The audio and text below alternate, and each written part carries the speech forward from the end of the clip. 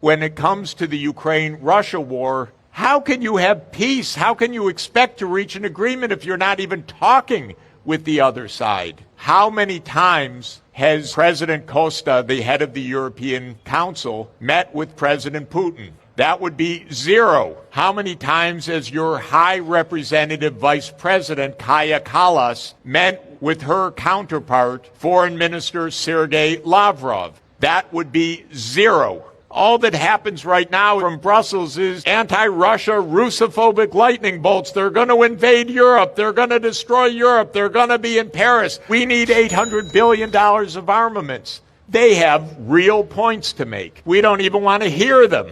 Everything is unprovoked violence coming from one side. This is false. In 1990, the United States and Germany said to Gorbachev, if you agree to German reunification, we will not move NATO 1 inch eastward. And you can see Hans-Dietrich Genscher, the German foreign minister, on video saying exactly this and explaining it. Wir waren uns einig, dass nicht die Absicht besteht, das NATO-Verteidigungsgebiet auszudehnen nach Osten. What happened is Germany reunified and the Soviet Union dissolved in December 1991. What did the United States do? It immediately said, oh, we start NATO expansion all the way to Ukraine and Georgia.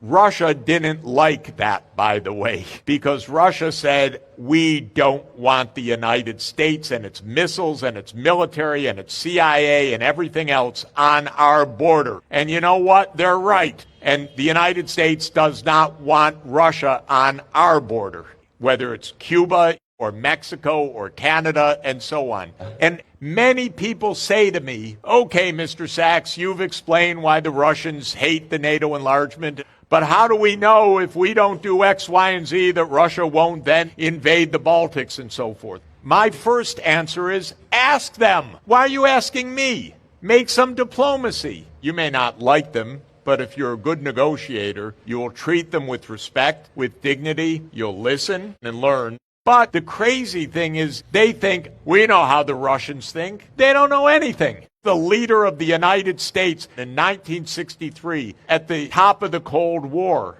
gave a speech telling the American people, do you realize the other side are human beings that are like us, that want peace?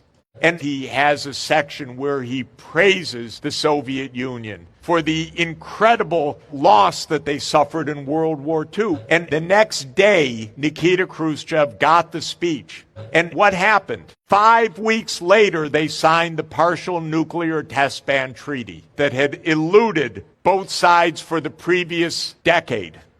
It wasn't threats. You do this, you do that, maximum sanctions. It was giving dignity to the other side. So my advice to you is before you spend $800 billion on armaments, Europe should get its act together and get to Moscow to move from the current conflict to something that is better for both sides.